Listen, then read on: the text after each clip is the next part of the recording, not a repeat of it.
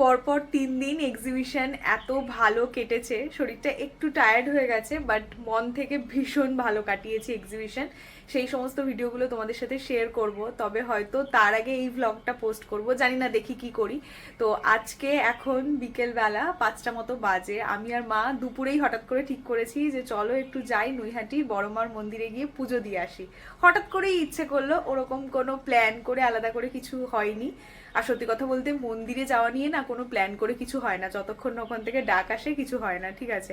অনেকবারই মন্দিরে যাওয়ার প্ল্যান করি, দেখবে হয় না, কিন্তু হঠাৎ করে কোনো একদিন জাস্ট একটা ক্লিক করলো, কেউ বললো আর চলে গেলাম, ওটাই বেস্ট হয় মন্দিরে যাওয়ার জন্য।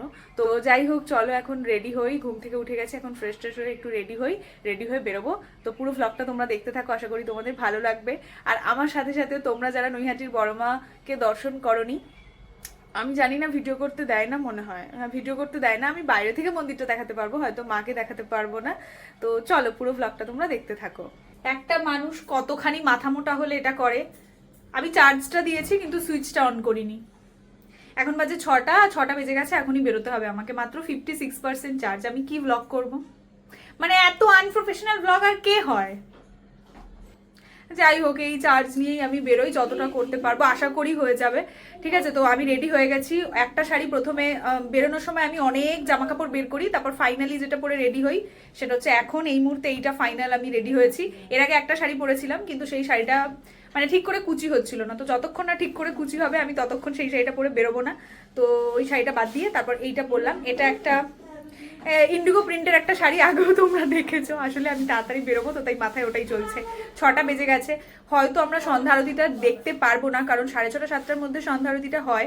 তো সন্ধ্যা আরতি নাও দেখতে পারলেও অসুবিধা নেই, পুজোটা দেবো, পুজো দিয়ে চলে আসবো। আর আমার মায়ের সাথে আমার একটা চ্যালেঞ্জ হয়েছে যে কে আগে রেডি হয়। অ্যাজ ইউজুয়াল আমার মা আগে রেডি হয়ে গেছে, মানে আমি অনেকটা বেশি সময় নিয়ে ফেলেছি। যাই হোক, চলো এখন বেরোনো যাক। জল, নুন, ভাত সব কিছু নিয়েছি। আমার মা বেরোনোর আগে রাজ্যের জিনিস নেবে, তারপর বেরোবে। এই যে এই মেয়েটা যাচ্ছে না আমাদের সঙ্গে, দেখ বড় মা আমাদেরকে ডেকেছে, তোকে ডাকেনি, ঠিক আছে। যাই হোক, ও কলেজ থেকে ফিরেছে, তো প্রচণ্ড টায়ার্ড বলতে যাচ্ছিলাম, ও প্রচণ্ড টায়ার্ড, তো যাবে না। আর আমার প্রচণ্ড এখন খিদে পেয়ে গেছে, তাই আমি 2টো বিস্কিট নিয়ে নিয়েছি, এটা খেতে খেতেই যাবো। মা আমার জুতোটা কোথায়? এই যে মা আর আমি বেরিয়ে পড়েছি, ফাইনালি যে যেতে পারছি। সকালবেলা হঠাৎ করে প্ল্যানটা হয়েছে, সকালবেলা না দুপুরবেলা, তো কখন কটা বাজে, 1টা না 1:30 মতো বাজে। হঠাৎ করে আমার মন চাইলো, মা আগের বারে বাবার সাথে গেছিলো, তো হঠাৎ করে আমার মন চাইলো যে না একবার যাই, একবার ঘুরে আসি। এই যে আমরা টিকিট কেটে নিয়েছি নৈহাটির উদ্দেশ্যে।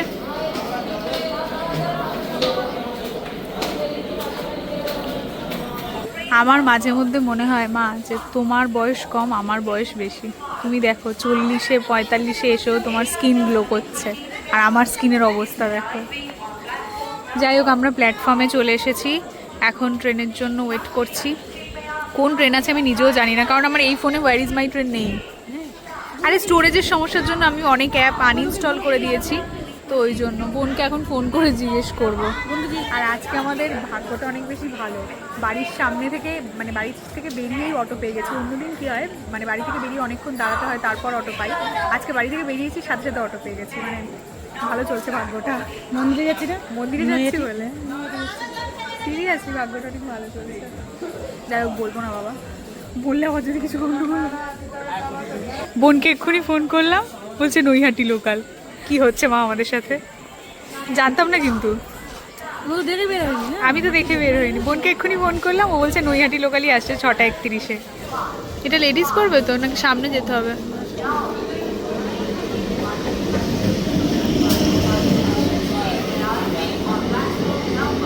এটা নৈহাটি লোকাল কিনা দেখলামও তো না, ঘুমিয়ে ঘুমিয়ে যাও। এই তো পলতা চলে গেল, এরপর ইছাপুর, তারপর কি শ্যামনগর, পলতা, ইছাপুর, শ্যামনগর, তারপর মনে হচ্ছে কি বলে নৈহাটি, কি জানি আমি ভুলে গেছি, আমি তো বলছি এমনি এরকম। ট্রেনটাও ফাঁকা পেলাম, আমি তো ভেবেছিলাম ফাঁকা ট্রেন পাবো না। হ্যাঁ, কপাল ভালো সত্যি। এইবার যদি সন্ধ্যা আরতিটা গিয়ে দেখতে পাই তাহলে 16 কলা পূর্ণ হয়ে যাবে।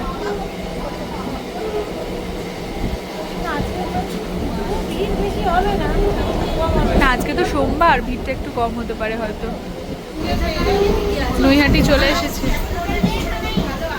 পুরো ফাঁকা ট্রেন। চলো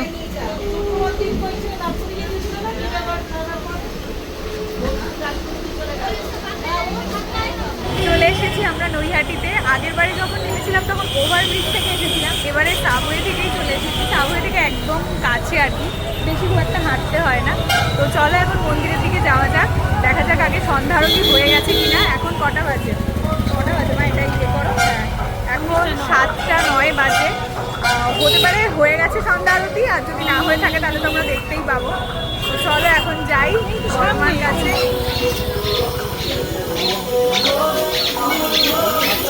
মা অ্যাজ ইউজুয়াল এখানে সব সময় ভিড়, দেখো পুরো মেলার মতো হচ্ছে। এখানে নেমেই মনে হচ্ছে কোনো একটা মেলা হচ্ছে। মেলা হলে যত লোকজন জড় হয়ে যায় ঠিক ওরকমই একটা লাগছে। আর খুব সুন্দর সাজিয়েছে গোপুরটা, হ্যাঁ খুব সুন্দর করে সাজিয়েছে। রামনবমী স্পেশাল।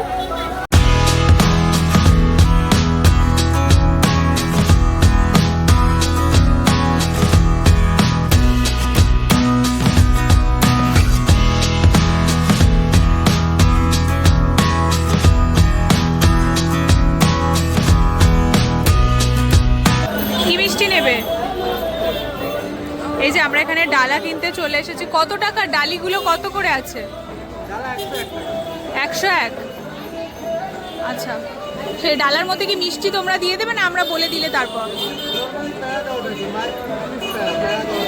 আচ্ছা আচ্ছা, ডালার মধ্যে ওই মিষ্টিটাই থাকবে তাই তো? না ডালা নেব না, না ডালা নিলে ওই মিষ্টি থাকতে হবে, এই মিষ্টি দিতে পারবো না। আচ্ছা মিষ্টি ছাড়া এটার মধ্যে কি কি আছে দেখি, একটু দেখা যাবে? ধরো দেখি।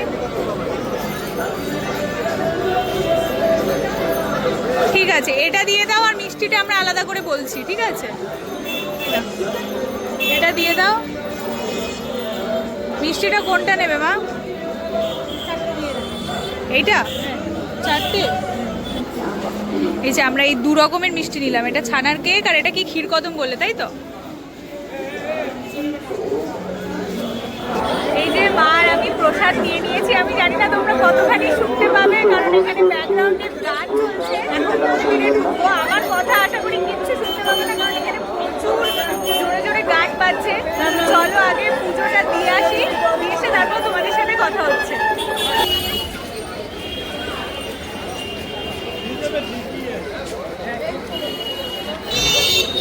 তুমি আর আমি দুজনেই ইমোশনাল হয়ে গেছি। হ্যাঁ তুমি আর আমি দুজনেই ইমোশনাল হয়ে গেছি। মা কতটা কি করবে? যাই হোক আমাদের এখানে পুজো দেওয়া হয়ে গেছে, ঠিক আছে? তো ভেতরে আমি ক্যামেরা অন করিনি, জাস্ট একটা ফটো তোলার জন্য শুধুমাত্র ফোনটা অন করেছিলাম, কারণ আমার না এই সমস্ত মন্দির জায়গায় এলে পার্সোনালি আমার ক্যামেরা অন করতে একদমই ভালো লাগে না। মানে ভেতরে গিয়েছে এই বাবা আমি হাতে সিঁদুর লাগিয়ে ফেলেছি। মন্দিরে ঢুকে আমার ওরকমভাবে ভিডিও বা ছবি তুলতে একদম ইচ্ছা করে না। বাইরে ব্লগ করলাম, যাই করলাম তাই করলাম, মন্দিরে ঢুকে ছবি তোলা ওগুলো আমি করি না। আর কিন্তু আজকে যেহেতু ফাঁকা ছিল আর অ্যালাউ করছিল তাই আমি একটা ছবি তুলেছি। তো এইখানে পুজো দেওয়া আমাদের কমপ্লিট হয়ে গেছে। এখন আমরা কি করবো জানি না, আমাদের হাতে অনেকখানি সময় আছে। মা এদিকে এসো। পুজো দেওয়া তো আমাদের শেষ, এখন কি করবো জানি না, হয়তো টুকটাক এদিক ওদিক একটু মা আর আমি ঘুরবো।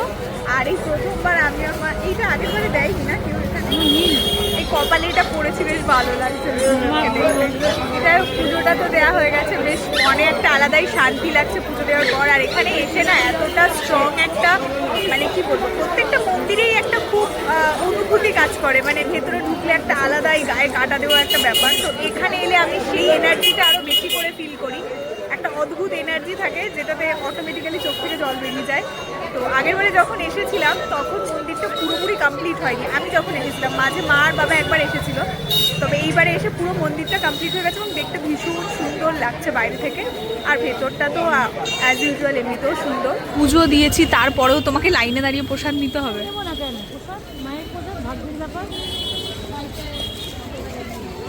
যদিও লাইনটা কম আছে। আমার মায়ের এখন ইচ্ছে হয়েছে যে এইখানে দাঁড়িয়েই প্রসাদটা নিয়েই তারপর বাড়ি যাবে। এখানে প্রতিটা দোকানের মিষ্টির কোয়ালিটি কিন্তু খুব ভালো, মানে প্রসাদ হিসেবে সব জায়গায় দেখবে মিষ্টির কোয়ালিটি অত ভালো হয় না, বাট এখানে প্রতিটা দোকানের আমরা যতবারই এসেছি মিষ্টির কোয়ালিটি কিন্তু খুব ভালো। সামনেই এখানে রামনবমীর প্রসাদ দিচ্ছে, তো আমি আর মা এখন ওখানেই যাচ্ছি, দেখি আমরা একটু প্রসাদ পাই নাকি। এসেছি যখন ভাগ্যে যদি থাকে তাহলে হয়তো একটু পেয়েই যেতে পারি, তাই না মা? অনেকক্ষণ ধরে এখানে অ্যানাউন্সমেন্ট হচ্ছে যে রামনবমীর প্রসাদ দিচ্ছে, রামনবমীর প্রসাদ দিচ্ছে, তো আমরা ভাবলাম এসেছি যখন একটু যাই প্রসাদ নিয়ে আসি। সামনেই মনে হয়, খুব একটা দেরি দূরে নয়। আর এখন বাড়িতে গিয়েও বা কি করবো, একটু ঘুরে ঘাড়ে যাই। আমি আর মা এলে এটাই হয়। আমার বাবার সঙ্গে এলে বাবা ভীষণ তাড়া দেয়, বাবার সঙ্গে এলে বাবা 2 মিনিটও দাঁড়ায় না, আসে পুজো দেয় চলে যায়। আমি আর মা এসেছি যখন এদিক ওদিকে একটু ঘুরবো। চলো এখানে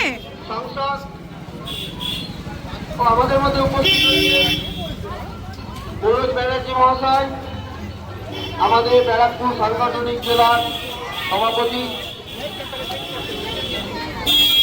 তাকে আমরা স্বাগত জানাচ্ছি এটা লাইন আমাদের রামনবমী সনাতনী পুজোর পরিবারের পক্ষ থেকে। চলো, আমাদের এটা অনেক বড় লাইন আছে এটা। যদি এরকম হতো এই ফেরিঘাট থেকে সোজা সোদপুরে চলে যেতাম, ভেসেলে উঠতাম কি তোতলাচ্ছি আমি, ভেসেলে উঠতাম আর ফেরিঘাট নেমে যেতাম।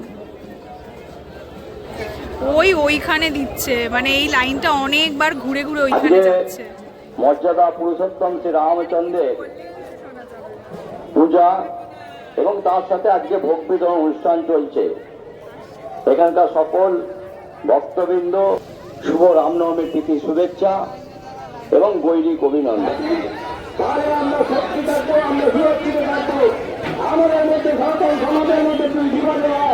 এই যে এখানে এসে তোমার নাম কি বললে?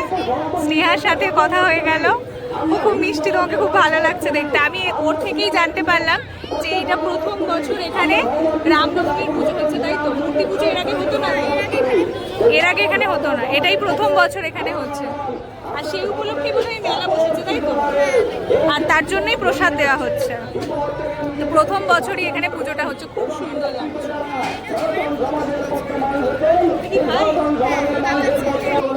ঠাকুর দেখেছো তুমি? ঠাকুর দেখেছো? দেখেছো? দেখি এদিকে তাকাও, একটু একটু তাকাও। ও আসলে দেখছে ওদিকে, মনোযোগ দিয়ে ঠাকুর দেখছে, দেখছে দেখো, পুরো মনোযোগ দিয়ে ওদিকে, পুরো কনসেন্ট্রেশন ওদিকে। নাম কি তোমার?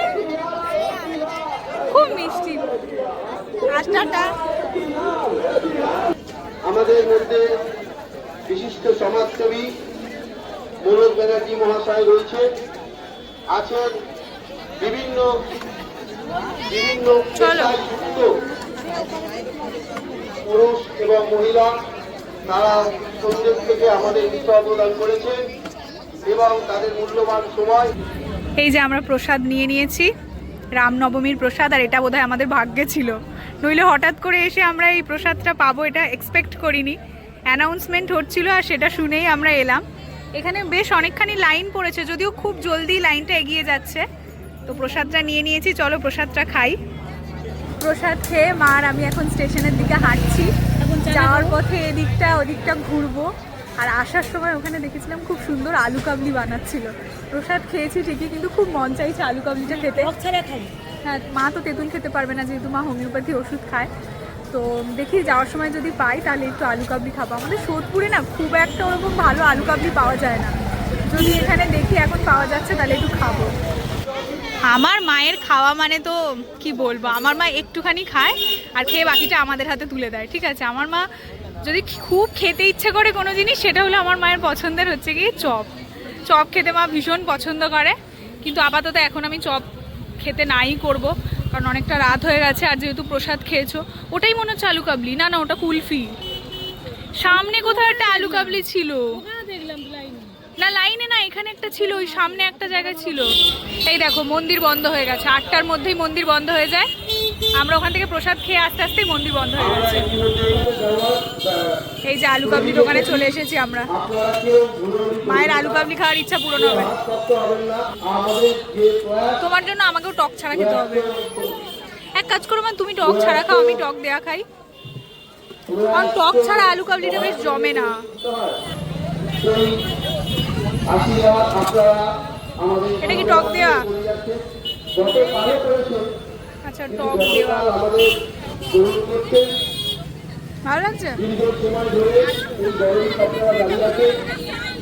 আমরা আশা রাখছি অনেকদিন পর খাচ্ছি আলু কাবলি। আগামী দিনে লাস্ট কবে খেয়েছি আমার মনে পড়ছে না, সেই খড়দাতে একবার গেছিলাম মনে আছে বোনকে টিউশনে ছাড়তে, না দিদিমার সাথে দাঁত তোলার ওখানে গেছিলাম, ওখান থেকে ফিরছিলাম আলু কাবলি খেয়েছি, আর তারপর এতদিন পরে এই আলু কাবলি খাচ্ছি। আলু কাবলি খেয়ে আমার আর মায়ের দুজনের অবস্থা ভীষণ খারাপ, এত ঝাল লিটারেলি আমার কান জ্বালা করছে। মা বলছে একটু প্রসাদ খেয়ে নিতে, কিন্তু আলু কাবলিটা তাহলে খেলাম কেন, যদি প্রসাদ খেয়ে মুখটা মিষ্টি হয়ে যাবে, একটু টক টক ঝাল যে ব্যাপারটা রয়েছে সেটা থাকার জন্যই আলু কাবলিটা খেলাম। ভীষণ ঝাল, কিন্তু ভালো ছিল, খেতে ভালো ছিল। এখানে বলছি না জিনিসপত্রগুলো ভালো, মানে খাবার দাবার থেকে শুরু করে, মিষ্টি থেকে শুরু করে, জামা কাপড়ের দোকান থেকে শুরু করে, মানে কোয়ালিটি অনুযায়ী সব কিছু মোটামুটি ভালো।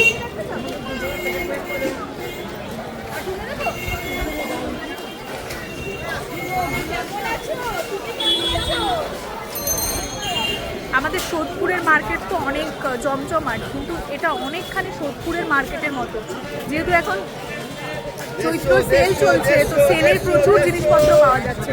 মা তোমাকে চপ খেতেই হবে। আগের বারে মা বাবার সাথে এসে কোথা থেকে একটা চপ খেয়েছে, সেই চপটা নাকি খুব টেস্টি, তাই এখন আমাকে টানতে টানতে ওখানেই নিয়ে যাচ্ছে। ফাইনালি মা চপের দোকান খুঁজে পেয়ে গেছে।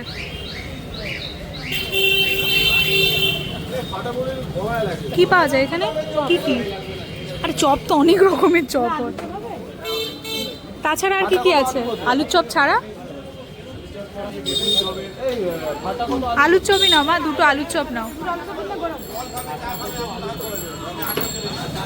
এইখান থেকে তুমি বাবার সাথে খেয়েছিলে? মা মন ভরেছে? 16 কলা পূর্ণ হয়েছে। আলু কাবলি চপ ভোগের প্রসাদ, মা বাড়ি গিয়ে ডিনার করতে পারবে। লোকটা বলছে ফাটা ফুরুলি পাওয়া যায়, আমার মা বলছে ওই একটা ফাটা চপ দিয়ে দিন তো। ফাটা চপ মানে ফাটা চপ না ফুরুলি বললাম, ফুরুলি বলেছে ফাটা ফুরুলি আছে, জানি না কেমন খেতে হয়, খেয়ে তোমাদেরকে দেখাবো। আমি প্রথমবার নাম শুনছি ফাটা ফুরুলি, আমার মা নাম বুঝতে পেরে মা বলছে ফাটা চপ একটা দিয়ে দিন, ফাটা চপ। চলো এখন আমরা বাড়ির দিকে যাচ্ছি, অনেক ঘোরাঘুরি হয়েছে মা মেয়েতে মিলে। আমাদের ফিটনেসের অবস্থা প্রচণ্ড খারাপ, একটুখানি ফ্লাইওভার দিয়ে এসে পা ব্যথা করছে। আমার মা আবার চপ কিনেছে, মানে যা তা দুয়ে এসে দাঁড়িয়ে রয়েছে, আর 4-এ ট্রেন চলে এসেছে, যদিও পরপর ট্রেন আছে, অসুবিধা হবে না। আমরা ঢুকলাম আর ট্রেনটা ছেড়ে দিল, অসুবিধা নেই, দৌড়াদৌড়ি করে কোনো লাভ নেই বাবা, কোথায় পড়ে টরে যাবো, আর তাও এত উঁচু উঁচু ফ্লাইওভার, কোনো দরকার নেই দৌড়াদৌড়ি করার। হ্যাঁ পরপর ট্রেন আছে, 8টা 4-এও একটা ট্রেন আছে। কি বলছো?